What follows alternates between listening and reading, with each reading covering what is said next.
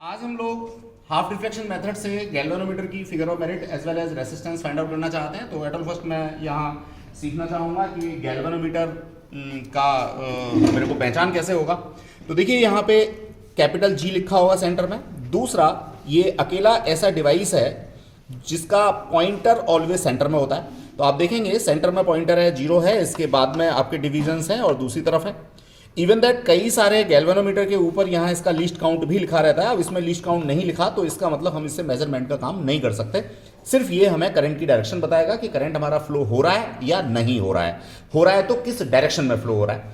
Obvious है, मैं battery का पॉजिटिव टर्मिनल यहाँ पॉजिटिव पे लगाता हूँ, नेगेटिव यहाँ पे लगाता हूँ। तो और अगर मेरे को ये डायरेक्शन मिल रहा है, इसका मतलब करंट जो है मेरा पॉजिटिव से नेगेटिव प्रॉपर ये फ्लो कर रहा है। इन केस अपोजिट डायरेक्शन में है तो इसका मतलब जो करंट की डायरेक्शन है वो रिवर्स हो गई है। तो ये मेरे पास कॉन्सेप्ट था। अब इसमें देखेंगे तो 0 से लेकर के यहाँ पे 30 तक डिवीजन दे रखे हैं। तो मैक्सिमम जो मेरा स्केलिंग है वो 30 तक है इसमें। अब नो डाउट मुझे बचना चाहिए, मुझे 30 तक कभी भी अपनी रीडिंग नहीं लेनी है, जैसा अभी एक्सप्लेन किया था।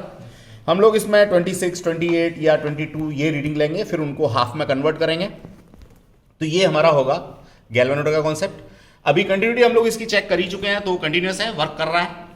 दूसरा फिर हम लोगों का कॉन्सेप्ट आता है किसका, रेसिस्टेंस बॉक्स का। रेजिस्टेंस, ये रेसिस्टेंस बॉक्स है।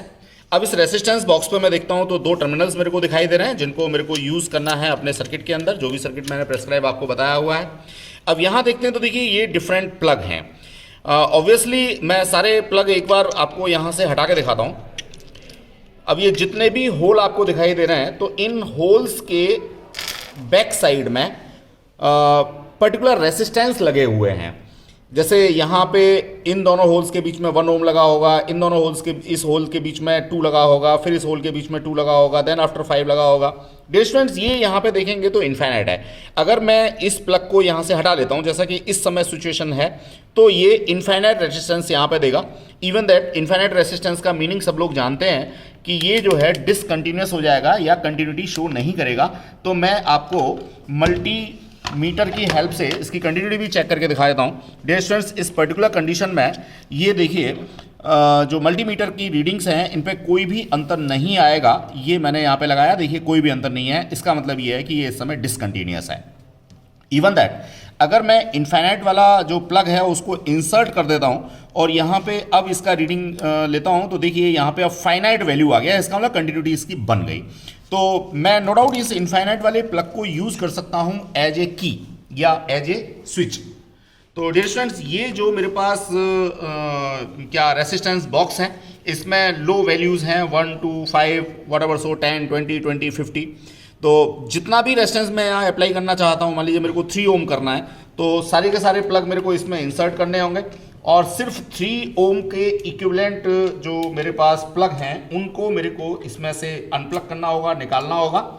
तो देखिए डियर स्टूडेंट्स, ये मेरे पास सारे प्लग हो गए और ये देखिए अब यहाँ पे 1 ओम ये मेरे को मिल गया, 2 ओम ये मिल गया, तो 3 ओम मैं अब इसमें अप्लाई कर पा रहा हूँ। यानी कि 1 ओम और 2 ओम दोनों इसके अंदर सीरीज में लगे हुए हैं। तो इस समय जो ये टर्मिनल्स हैं इनके बीच में जो रेसिस्टेंस है वो 3 ओम होना चाहिए। ये एक अलग बात है कि मैं इसको मल्टीमीटर से मेजर करता हूँ, 3 ओम आता है या 3.5 आता है या 5 ओम आता है, दैट्स अनदर थिंग।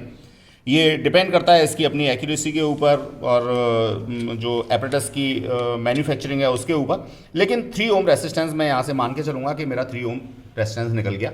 तो जहाँ भी मुझे लो वैल्यू रेसिस्टेंस अप्लाई करना होगा वहाँ मैं इस रेसिस्टेंस बॉक्स को यूज़ करूँगा। दूसरा रेसिस्टेंस बॉक्स मैं आपको दिखाना चाहूँगा, बिल्कुल सेम है कंस्ट्रक्शन में, लेकिन यहाँ पे जो वैल्यूज़ हैं वो 1 2 5 10 20 50 व्हाटएवर, सो 100। और देखिए यहाँ भी इनफाइनाइट है। तो अगर मैं इस प्लग को निकाल देता हूँ तो मेरा की का काम करेगा। मुझे सर्किट के अंदर से कोई करंट फ्लो नहीं करानी है, तो मैं ये प्लग यहाँ से हटा दूंगा तो ये मेरा सर्किट जो है वो ब्रेक हो जाएगा, ओपन सर्किट हो जाएगा, रेसिस्टेंस इनफाइनाइट हो जाएगा और करंट कोई भी फ्लो नहीं करेगी। अब हाई वैल्यू रेसिस्टेंस अगर देखता हूं तो 5000 है, 2000 है, 1000 है, ये सारे के सारे हाई वैल्यू रेसिस्टेंस भी हैं। डियर स्टूडेंट्स, कुछ बच्चों के दिमाग में रहता है कि इसके अंदर क्या होता है, तो आज मैंने इसको ओपन करके रखा हुआ है आपको शो करने के लिए। तो देखिए ये इसका फ्रंट व्यू है, अंदर ये सिंपल सा बॉक्स आप लोगों को दिख रहा है। ये बैक साइड इसकी देखते हैं तो देखिए ये सारे रेसिस्टेंसेस लगे हुए हैं। डियर स्टूडेंट्स, ये रेसिस्टेंस हालांकि गलत लगे हुए हैं, मतलब इसमें ये रेसिस्टेंस जो कार्बन रेसिस्टर्स हैं वो नहीं लगे होने चाहिए। इसमें नॉन इंडक्टिव रेसिस्टेंस हम लोगों को यूज़ करने होते हैं। तो उसके लिए कॉइल की हुई जो रेसिस्टेंस वायर होती है उसको हम लोग यहाँ पे लगाते हैं। किसी दिन दूसरा रेसिस्टेंस बॉक्स जो अच्छी क्वालिटी का है कंपैरेटिवली उसको आपको शो करेंगे, तो उसमें आप देखेंगे कि नॉन इंडक्टिव रेसिस्टेंस लगे होंगे। तो ये इसकी अंदर की कंस्ट्रक्शन होती है, जितने भी होल्स हैं उनके बीच में ये रेसिस्टेंस लगा होता है डियर स्टूडेंट्स।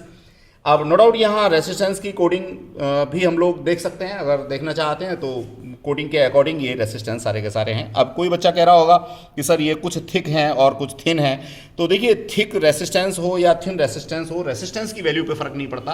रेसिस्टेंस तो उसकी जो कलर कोडिंग है उसी से हमें पता लगेगा, लेकिन अगर थिक रेसिस्टेंस है तो उसकी जो वोल्टेज है वो ज़्यादा है, यानी उससे हम लोग हाई एम्पेयर की करंट्स भी फ्लो करा सकते हैं कंपैरेटिवली।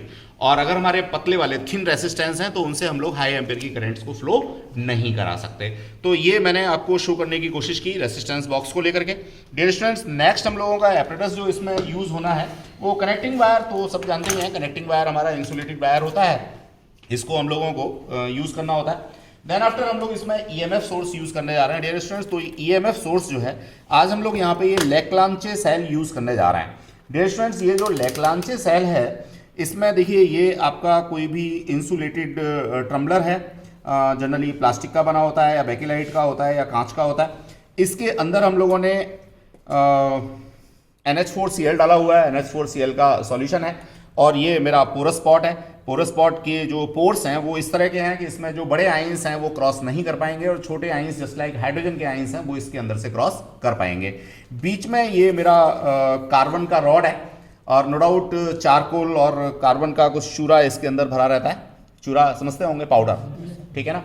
तो ये हमारा इसके अंदर फिल होता है। इवन इसमें एक डिपोलराइजर भी होता है, तो वो भी हम लोग फिल करते हैं। और बाकी सारी चीज़ें जब सेल की कंस्ट्रक्शन पढ़ते हैं तब हम लोग देख लेंगे, लेकिन ब्रीफिंग मैं यहाँ पे कर रहा था कि लेक्लांचे सेल क्या होता है और उसकी क्या किस तरीके से काम करता है। तो ये मेरे पास पॉजिटिव टर्मिनल का कॉन्सेप्ट मिल गया डियर स्टूडेंट्स, ये पॉजिटिव टर्मिनल है।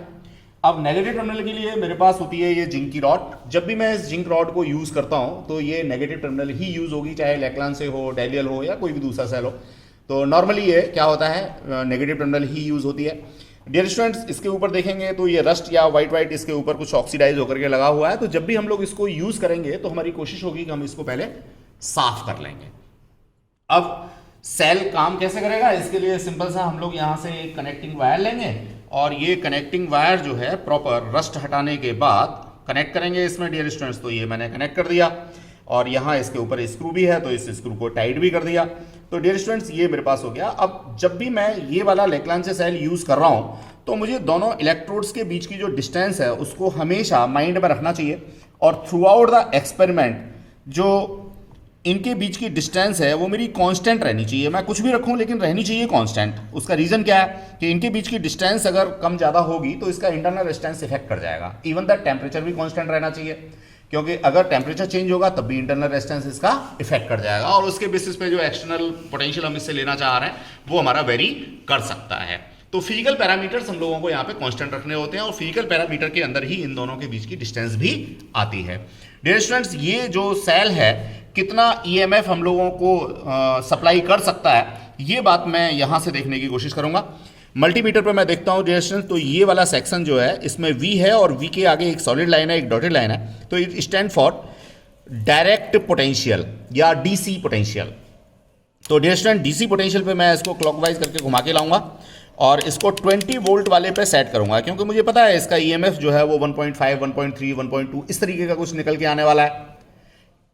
देखिए प्रैक्टिकल सिचुएशंस में थोड़ा फर्क होता है, और जो हम थियोरेटिकल पढ़ते हैं उसका तो 1.33 है ही, सबको पता ही है। तो यहाँ से मैंने इसको क्या लिया, ये 20 वोल्ट पे सेट किया। अब 20 वोल्ट पे सेट करने के बाद मैं इसको एक प्रॉपर प्लेस पे प्लेस करता हूँ, जिससे कि रीडिंग मैं इसकी ले पाऊँ। और जो पॉजिटिव टर्मिनल है उसके ऊपर मैं पॉजिटिव अपना वायर यूज़ करूँगा, रेड वाला, और जो नेगेटिव टर्मिनल है उसके ऊपर नेगेटिव वायर यूज़ करूँगा।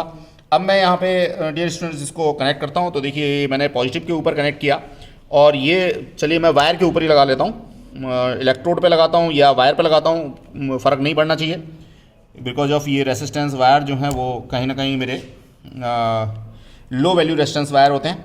अब मैं यहाँ पे डियर स्टूडेंट्स देखता हूँ तो मेरे को इसका जो ईएमएफ है वो कहीं ना कहीं कुछ गड़बड़ कर रहा है। मैं इसकी रेंज बढ़ाने की कोशिश करता हूँ। इट मे बी जो मल्टीमीटर है उसका सेल गड़बड़ कर रहा हो, तो इस वजह से ये वैल्यू ना दे रहा हो। देखिए अब आ गया ये। बच्चे ये ज़रा कैमरा इसके ऊपर देखो, लगाओ रीडिंग के ऊपर, तो आप देखेंगे ये मेरे पास यहाँ पे 1.1 वोल्ट शो कर रहा है, 1.1 या 1.0 शो कर रहा है। एक्चुअल में इसको 1.33 होना चाहिए, तो इट में भी ड्रॉबैक ऑफ आर मल्टीमीटर और मे बी जो इसके ऊपर ऑक्सीडाइज हो रहा है हमारा इलेक्ट्रोड्स के ऊपर, जिसकी वजह से ये ईएमएफ प्रॉपर नहीं दे पा रहा है, तो इसको 1.33 देना चाहिए। तो ये था एपरेटस का हमारा एक्सप्लेनेशन, कौन कौन से एपरेटस हम लोग इसमें यूज़ करने वाले हैं। ये की का कॉन्सेप्ट है जिसको हम लोग आज एक्सपेरिमेंट में यूज़ नहीं करेंगे, क्योंकि हमारे पास इनफाइनाइट वाला जो कॉन्सेप्ट है वो यहाँ पे है।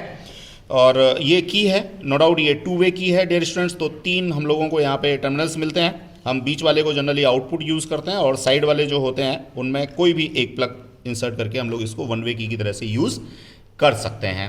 That is the concept dear students. अब आगे मैं सर्किट लगाता हूँ, उसके बाद आप लोगों को एक्सप्लेन करता हूँ।